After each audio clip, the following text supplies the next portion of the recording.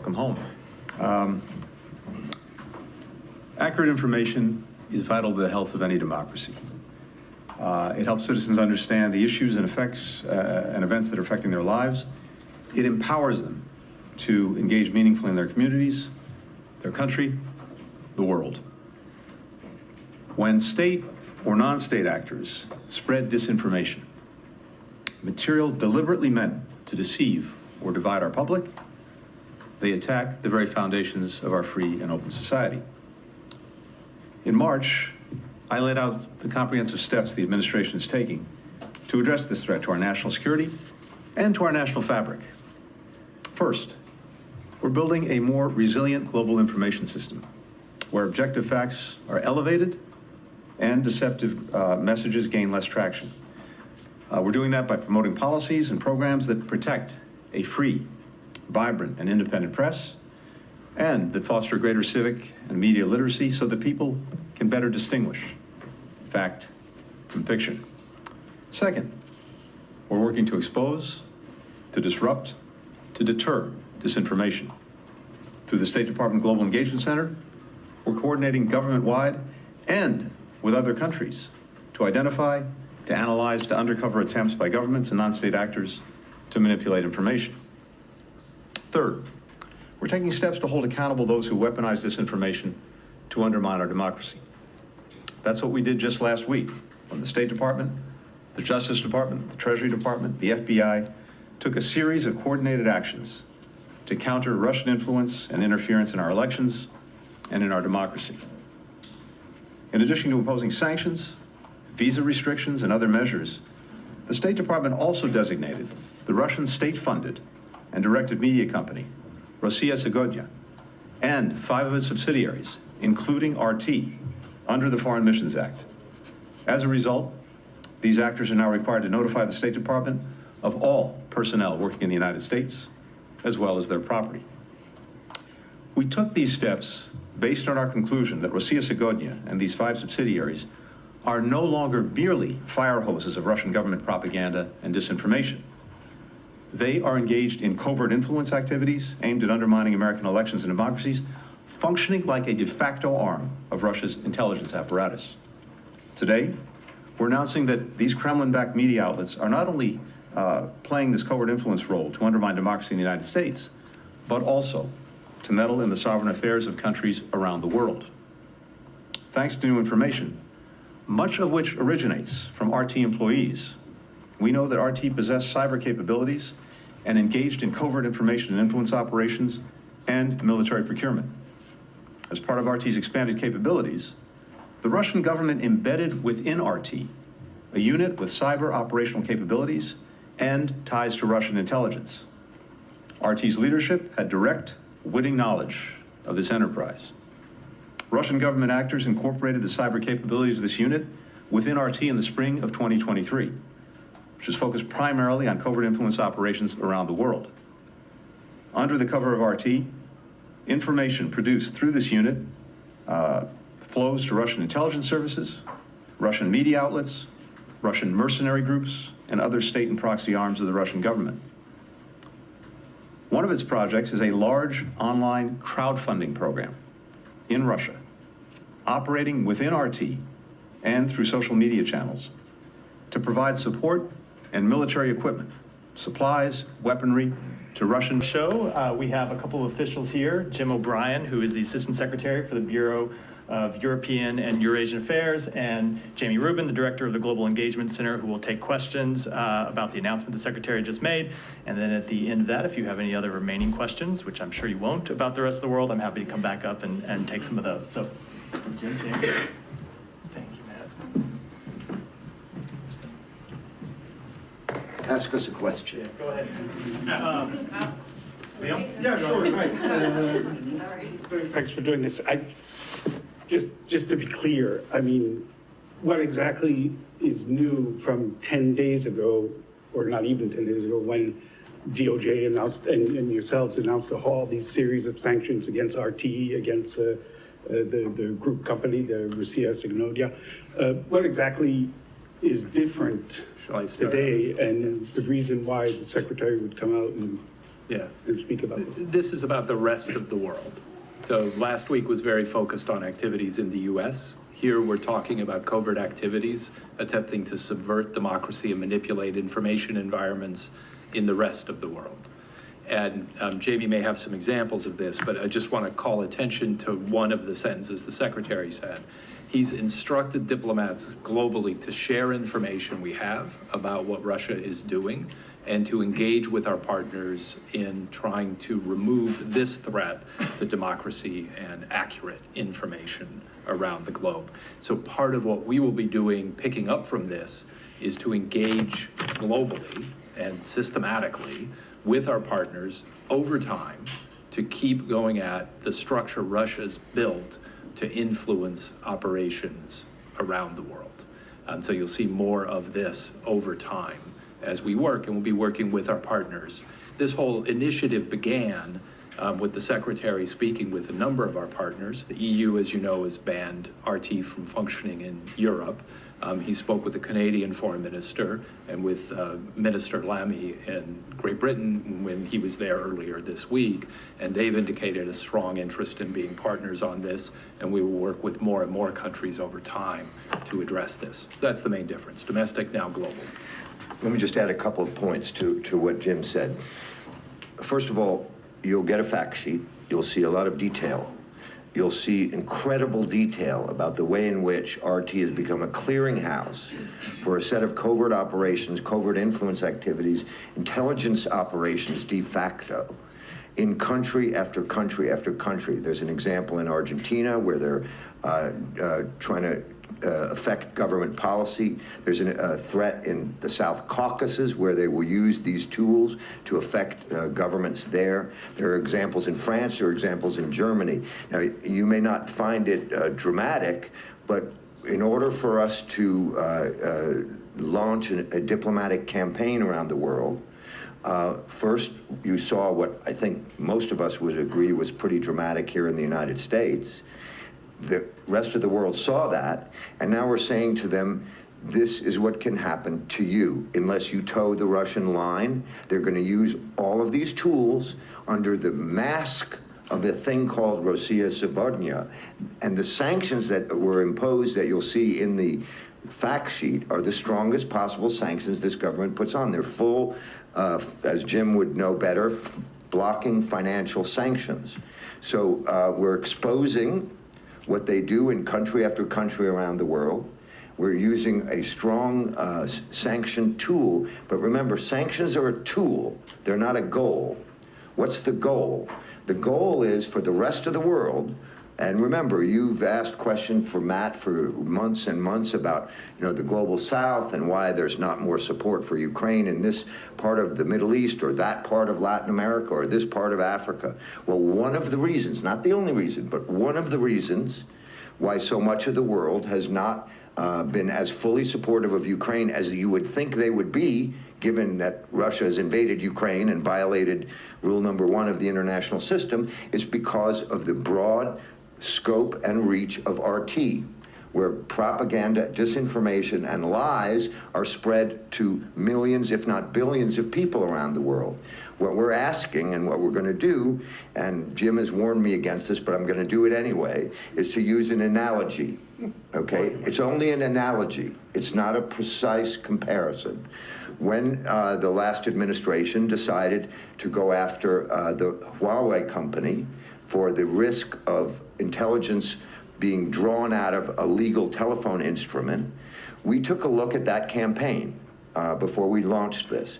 We tried to learn some lessons from it to try to help us figure out what's the best way over time to make countries around the world see the value and the danger of RT, which is technically a legal instrument, a television station, despite the lies and disinformation it's broadcasting, that has within it, and now we've shown you, and we'll show you in the fact sheet and in the things that I just said, covert operations, covert intelligence activities, acting as if they were a direct arm of the government. And now here's the fun part. They've admitted it. Go look at what the leader of RT has said. They have said they are operating under direct instruction of Vladimir Putin. That's what they say they're doing. And we're saying they're fully integrated into the intelligence operations of the Russian government. And that's a big difference than our state-funded media. Believe you me, no one in this building gets to tell anyone at VOA, RFE, or RL what to say, do, or write. They ask us questions and we answer them. That's the difference between a state-funded media organization in a democracy and one in an authoritarian government. The leader of RT has admitted that that's what she does, and they do, and we've now given you enormous examples of how dangerous it is around the world, and I sure hope it meets your definition of something new. The crowdfunding effort that was announced today, that was directed at a domestic Russian audience, and was it on Russian platforms? Is there any indication that this was on any U.S.-owned platforms? My understanding of that is it's on Russian platforms, but it's run by RT secretly. They don't say, this is an RT operation, send by UAVs from, and some of that we discovered were UAVs purchased from the People's Republic of China in small amounts to send to the Russian army. So that's not what a TV station normally does. That's what a military entity does. And it's just another example of what we're trying to show you, that it is not just a fire hose, as the secretary put it, of disinformation, but a fully fledged member of the intelligence apparatus and operation of the Russian government on the war in Ukraine. All right, Nick and then Kylie. You guys the secretary highlighted the first sentence of the fact sheet, new information, much of which originates from RT employees. That language goes beyond the Department of Justice. Said last week, so could you talk about some of the sourcing on this information? And then on the crowdfunding program, how do you know that that's not just the RT deputy editor-in-chief helping zealously the soldiers he believes are actually defending Russia? How do you know it goes beyond that? And the PRC stuff, is that just dual use? Or are you alleging that those are PRC weapons that actually went to Russian soldiers via RT? Thanks. I'll try. That's a tough question, and you know it's a tough question. Normally, unless you work over in Langley or in other intelligence facilities of this government, we don't normally tell you how we know something. Suffice it to say, as Secretary Blinken pointed to, one of the hallmarks of this administration, as you may have seen in Time magazine, is the ability of our National Security Advisor, our Director of the CIA, and the Director of National Intelligence to downgrade information related to the war in Ukraine, and how remarkable that was, and how remarkable it's been, and how remarkable it will continue to be. Suffice it to say that at the GEC, I work with all members of this government. I have a military team, I have an intelligence team, I have State Department officials, and I have teams from other part of the government. This is government information. You can draw your own conclusions as to how much more specific, but I think what the Secretary was pointing to is that some of these things have been admitted themselves by the leaders of RT, and that doesn't mean that just because someone admitted something, it's not new information, because it's new when it's put in its proper context. And that's the word that we officials love, that you guys generally don't love, because it allows us to go on too long. But more seriously, the RT's leadership in its most recent interview has acknowledged that their job is to do what the Kremlin tells them to do. And we're giving you examples of what they're telling them to do that have nothing to do with broadcasting, even broadcasting lies and disinformation. On the China, On the weapons, Yeah. yeah. So the significant thing, so I'd just say in short, no, we're not going to tell you more than the secretary said on who said what. On the weapons, China is a major supplier. Much of the crowdsourcing, the thing that's significant is it was done covertly. So it wasn't just some, employees putting on a telethon. And it was done covertly, so they could purchase, in some cases, yes, individual arms. So in this case, we have no indication that China knew that this was being directed by the Russian government, or that the end users were Russian soldiers. So that line we haven't crossed. and it was Chinese weapons, or it sounds like it was like Chinese drones and R&D. It's like more dual use. There were some individual soldiers' arms involved in the crowd forcing. Some of this equipment has been sourced from the PRC. That doesn't mean the PRC government knows, to include reconnaissance drones made by PRC-based entities and R&D support in the production of said drones in coordination with the Russian Ministry of Defense. Just one quick question on that, and then I have another question on the cyber unit. So is it the crowdfunding mechanism that is purchasing these weapons sourced from China, or is it the Russian government that's using the funds that are collected there to make the purchases? Yeah, we don't know that. I don't know the answer to that. Okay. And then the cyber unit with ties to Russian intelligence embedded in RT in 2023. Can you tell us which countries this unit embedded into RT inside of? And if you can't list them, just an approximate number of countries where this was an active unit inside of RT?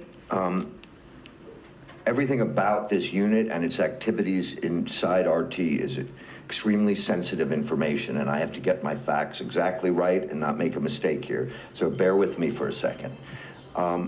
As I understand it, the unit is a cyber intelligence gatherer. So it's using cyber tools to gather information and then use that information in some form. We've seen in our country and in other countries what happens when cyber units suck up information and then they leak it, for example, or they use it for other purposes.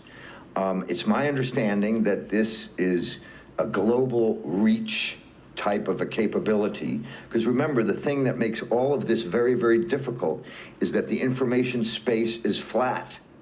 It's not like you have to be inside Russia or inside China or inside the United States to have an effect on China, Russia, or the United States. And so with the right kind of capabilities, sitting in the right location, we learned in our country what can happen from some people sitting at a beach in Macedonia, although there's no beach in Macedonia, but inside Macedonia, what they did in our country. So that's why the geographic point is not as relevant for cyber espionage. And is that cyber unit embedded within RT still active at this time? I can't answer that. All right, we'll do one more, Camilla. Peggy, can you give just an idea, for in layman's terms, a little bit what this looks like, the crowdfunding? I know you said it's in secret, and are we talking about like in secret on the dark web space rather than like a public GoFundMe thing? Can you just help us kind of? I will try to get you more information on that. It's always funny when you're preparing this stuff what the thing is that you all decide to focus on, and I never get it right, no matter how many years I've been doing this business. I personally don't think that's the most significant part of what RT is doing. Okay, it's just an example of how RT is operating as an arm of the government without using its name. It's an example of something that's done by the cyber unit, for example. But what RT is doing in Argentina, in Germany, in France, in the countries when Jim came back from his last trip, and there were upcoming elections, and they saw the ways in which Russian influence. The secretary talked about Moldova. I think that's probably the most important thing, where we're seeing clear evidence that the RT is going to be used to try to manipulate an election, and if they don't win the election, manipulate a crowd to try to generate violence for the possibility of overthrowing. I think that's probably a lot more important than a few scopes for the soldiers in Ukraine. We were trying to give you an example, and obviously that's the one that you like the most. Can I ask one that's a bit more topical just for this week? Sure. What happened this week with the debate with the former president saying something? Oh, well, you know I can't talk about that. No, but can I just, because this is for the GEC as well. Have you seen any evidence? You said the team that you're working with across the interagency, any evidence of cats and dogs, stories about pets being eaten? You'd have Was to that just amplified at all by a foreign? I haven't seen that. I haven't asked my guys to do that. We've been pretty busy on trying to get this thing done. You'd be surprised how much work goes into these efforts. And let me just say, because I think we should get the hook because we're too focused on crowdfunding and cats. I want to thank Kerry Gu sitting in the back of the room and all the people at the GEC. This is something that's been put together over many, many, many weeks and months, and a lot of people put their heart and soul into this sort of work to be able to get it available to you in all these details so that you can then question me and Jim about cats and crowdfunding. But this is going to be a long-term campaign, and that's the point of the analogy to Huawei. That's something that began under the Trump administration, continued on the Biden administration. We are going to be talking, the secretary will be talking, the president will be talking, assistant secretaries of state like Jim, and especially his colleagues in Latin America, in Africa, in Asia, are going to be working with their colleagues to try to show all of those countries that right now broadcast with no restriction or control RT, and allow them free access to their countries, which I do believe, unfortunately and sadly, has had a deleterious effect on the views of the rest of the world about a war that should be an open and shut case. All right, thank you. Thank you. They're playing our music. Thank you all. Thank you. All right, warning from the top, as Matt comes in, we're gonna have to make this a rapid fire round because I have a meeting at 2:15. Let's get started. Nick. You won't want to discuss anything specifically before the president meets with British Prime Minister, so let me try and ask you a question that you can answer. Ukraine has been arguing, as we've been talking about, of the utility of long-range fires into Ukraine. It has cited specific targets, it's cited an overall idea of how long-range fires would fit into the broader strategy of victory. So, in general, is that a message that the U.S. has been receiving? And is that a message that will be discussed between British officials, American officials? Obviously, this week's already been, but going forward when it comes to making the decision about. So, of course, we've been having those discussions with our Ukrainian colleagues. That's one of the things that the Secretary talked about with President Zelensky, with the Prime Minister, and with the Foreign Minister. Came up in all of his meetings in Ukraine 2 days ago, and they're making the case, as they have done consistently since the course of this campaign, where you've seen different times where they've come to make the case for different capabilities or different tactics or other different ways in which we could support them. Our job always is to listen to the case that they make and then think about, as you may have heard the Secretary say when he got this question, I don't know, multiple times while he was in the region, both what it is that we can make available to them, how they can use it, what the long-term strategy behind using those capabilities would be, and then we come back and discuss that with our colleagues here, and ultimately the President makes a decision. As you know, the Secretary had with him the Foreign Minister, David Lammy, and who I know is accompanying the Prime Minister. I'm sure that'll be one of the things that'll be discussed in the meeting today. I do think it is important to note that is not the only topic on the agenda today. We have a long-standing bilateral relationship with the United Kingdom. There are a number of things to talk about in those meetings. Ukraine is an important part of them. It was a large focus of our meetings in the UK, which the Secretary traveled to before Ukraine, but there are other things we talked about too, the war in the Middle East and any number of other topics. And would a U.S. decision about American long-range weapons, would that be made in concert or independently, perhaps, in a British long-range use of fires inside of? I don't want to speak to any hypotheticals. As of yet, we have not changed our policy. It's something we discussed with our allies. It's just something we discussed with our Ukrainian partners, and I don't have any announcements to make today. Let me go to Matt first. Maybe something that you might actually be able to answer. We can try. Okay, you've seen the convictions in Congo? I have. Okay. So, You could. I didn't know if you were. Right, I'll send that off to our Kinshasa bureau. Yeah, we've seen them. Do you have anything to say about them? So we have seen that a military court in the Democratic Republic of Congo sentenced a number of defendants, including U.S. citizens, to death for alleged involvement in the May 19th attacks against the government. We understand that the legal process in the DRC allows for defendants to appeal the court's decision. Embassy staff have been attending these proceedings as they've gone through the process so far, and will continue to attend the proceedings and follow the developments closely. Right, do you believe the proceedings so far have been Fair? I don't want to pass judgment on the proceedings so far because we are still in the middle of the legal process. They do have the right to appeal. We're going to continue to stay engaged in monitoring and speaking to the defendants and their attorneys. All right, and sticking on court cases, if a former, I believe former diplomatic security officer pleaded guilty today, charges on January 6th. Do you have anything to say? The only thing I will say about that is we fully support the work by our colleagues at the Department of Justice to hold anyone responsible for violations of law on that horrific day accountable for those violations. Thank you. Yeah, Jillian. Do you guys have a response to what Putin said yesterday, which was basically that if this is a follow-up on Ukraine, if there were missile strikes, you view that as NATO entering into a direct war with Russia, including the U.S. So a few things. Yeah, a few things about that. So number one, that's very similar to things that he has said over the course of the past 2.5 years. We've seen him make similar statements about things that the United States and its allies and partners, not all of whom are NATO members, some of whom are other partners of ours around the world. So it's not really a new statement by President Putin, but of course we paid close attention to everything that he says.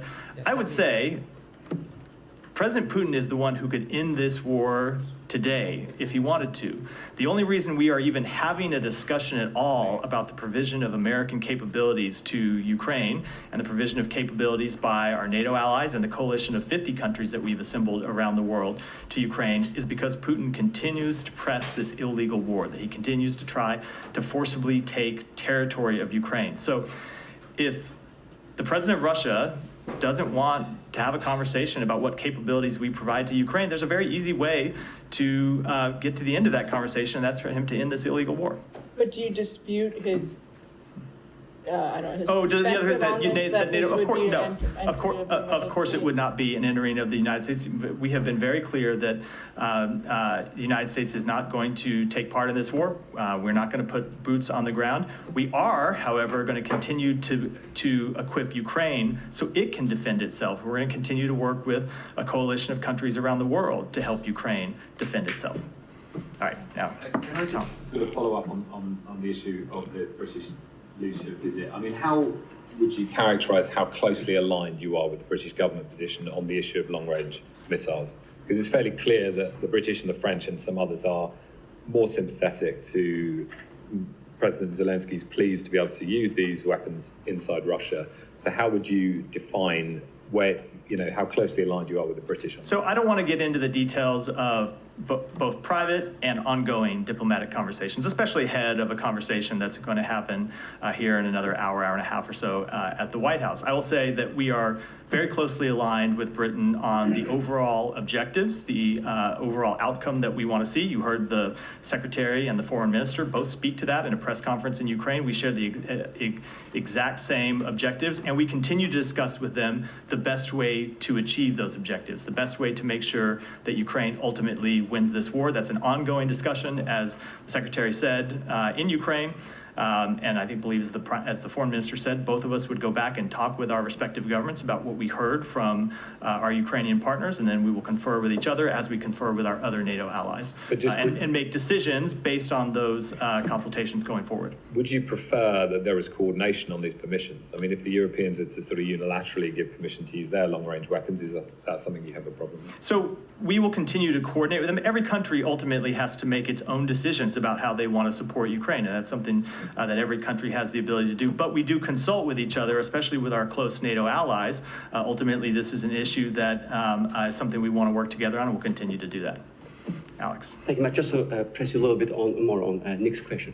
Your response doesn't scream urgency, but knowing what you know about Iranian missiles, delivery of Iranian missiles to Russia, and the White House said that they're going to be employed within weeks. What is the suggestion to Ukrainians? Just sit back and wait? Alex, so you and I have had this debate a number of times before when it comes to any one capability that we might provide. And I would urge you, as always, to take this in a larger context and look at the overall support that we have provided to Ukraine since day one, really since before day one. We were providing Ukraine with security assistance before the February 24th, 2022 invasion. And we have continued to provide them tens of billions of dollars in assistance. And we have continued to adapt and adjust our capabilities that we provide them and adapt and adjust the assistance that we provide them related to the evolving situation on the battleground. However, we're going to be deliberate about that. We're going to want to think about how every step that we take fits into a long-term strategy. And Alex, ultimately, I would ask that you judge us by our results, by our actions, and by the overall assistance that we provided. And I think our track record in that regard speaks for itself. One more, then, because I have limited time, one more, then I'm going to move on. Thanks so much. Just to clarify, what gives you confidence that the air defense system you have provided so far will actually protect them against Iranian drones, which will, hit, within weeks? I'm just saying, based on what the White House told us. So you mean Iranian ballistic missiles or Iranian drones? Both. Iranian ballistic missiles. So we continue to work with them to strengthen their air defense systems. We have provided them air defense systems. A number of other countries have provided them air defense systems. We're going to continue to work to bolster them, as well as continue to bolster their capability to take on Russian capabilities to launch those attacks in the first place. Kylie, go ahead. Just to follow up on the questions here.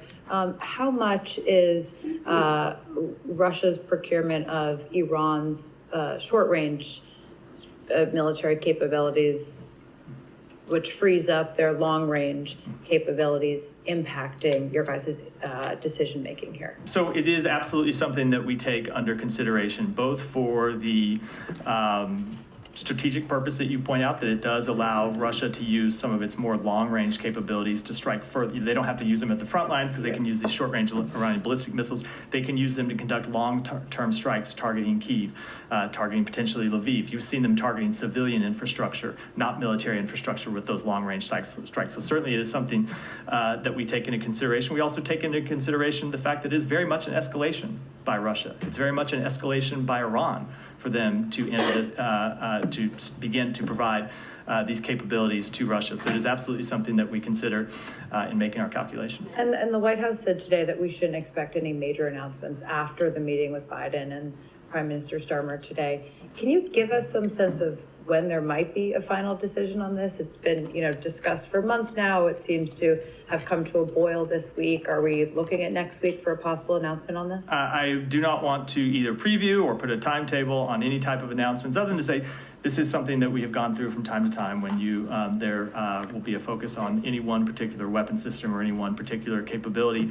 And as always, I would just urge you to look at the way that we have consistently handled this, which is to be deliberate, to be smart, and to be strategic and about what we provide and when we provide it to our Ukrainian partners. Okay, Jani, then a couple more we have to wrap. The quick questions. Russia is warning of the use of nuclear weapons, and North Korean Kim Jong-un is also ordering the mass production of nuclear weapons.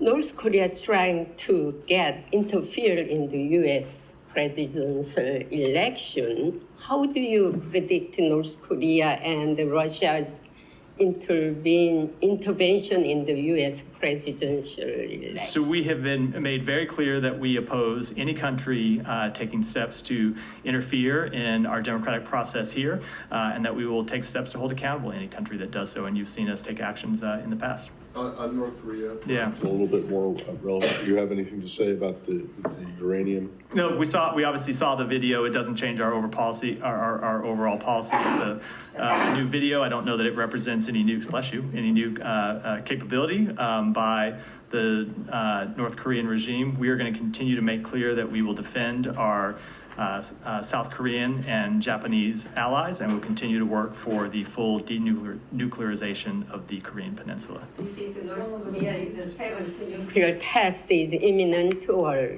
just? I do not want to make any predictions on that. Geeta, go ahead. Thank you. On the eve of the anniversary of Mahsa Amini's death in Iran and the start of the Women Life Freedom movement, the UN fact-finding mission has issued its latest report on the situation of human rights in Iran.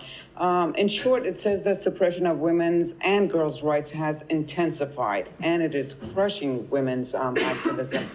The mission suggests, and I quote, states must continue to place the situation of women and girls in the Islamic Republic of Iran high on the international agenda. I was wondering what the Biden administration is doing in this regard. Sure. So as you have heard us say before, Mahsa Amini's story did not end with her death. She inspired a historic movement that has impacted Iran and influenced people across the globe who are advocating for gender equality, respect for human rights, and particularly the respect for human rights inside Iran. So that report is absolutely right. We have continue to see a crackdown on women and women's rights in Iran. And I would just say the new president of Iran has, at various times, signaled that he wants to change his approach and wants to reach out to the West and have a different relationship with the West. There are obviously a number of actions he could take in that regard when it comes to Iran's destabilizing activities outside of its own borders. But one of the actions he could take would be to stop the crackdown on women and women's rights inside Iran's borders. All right. Let me take one more, and then I really do have to go because I have a meeting with the boss. One question on the killing of Turkish-American activist Ayşenur Ezgi Egi. Recent reports dispute Israeli account that she was shot accidentally. Given the what happened with the Shirin Abu Akleh's case, is the U.S. reconsidering its stance on the Israeli narrative on this, and is it still the U.S. position that you are waiting for the results of the Israeli investigation instead of launching a U.S.-led independent investigation as demanded by Ayşenur's family? Yeah, let me say this. We have been briefed on the results of the preliminary investigation by the government of Israel, and they have told us they are conducting a full criminal investigation. We are going to wait to pass any judgments about what steps ought to occur next until we have, in terms of from an investigative standpoint, until we've received the results of that investigation. We think they ought to be, that investigation needs to be thorough, it needs to be prompt, and it needs to be transparent, and then we'll make any determinations at the conclusion of that investigation. But that said, as the Secretary said earlier this week, even knowing what we know now, we know enough to know that the Israeli security forces need to make changes in the way that they are operating in the West Bank, because you have now seen not just one, but 2 American citizens killed as a result of what the Israeli forces, the Israeli forces admit themselves were fire from, in this case, the IDF. So it's very clear that they do need to make changes in their rules of engagement. We're going to continue to press them on that, and that I think is a different question than the one about the investigation. But my point being, we know enough now to know that there are changes that need to be made. And just a quick follow-up: what changes do you expect from Israel, and what consequences? Will there be any consequences for Israel for killing a U.S. citizen? So we want to see changes to the rules of engagement. First of all, with respect to consequences, you do need to wait to see the results of the investigation to know whether there need to be any specific criminal consequences for the individuals involved. It's important that that investigation play out. And as I said, it ought to be prompt and thorough and transparent. But ultimately, when it comes to the changes in the rules of engagement, what we have said, or what we have seen, and you heard the Secretary speak to this, is we have seen a number of occasions when Israeli security forces have stood by when there were acts of settler violence. When they haven't intervened, we want to see them intervene and stop those acts of settler violence. We have seen reports of excessive use of force by Israeli security forces against Palestinians, and now we've seen the death of 2 American citizens, and we want that to end. And that's why we want to see the changes to the rules of engagement. And with that, I'm sorry, I do have to wrap for today. See you guys next week. Thank you.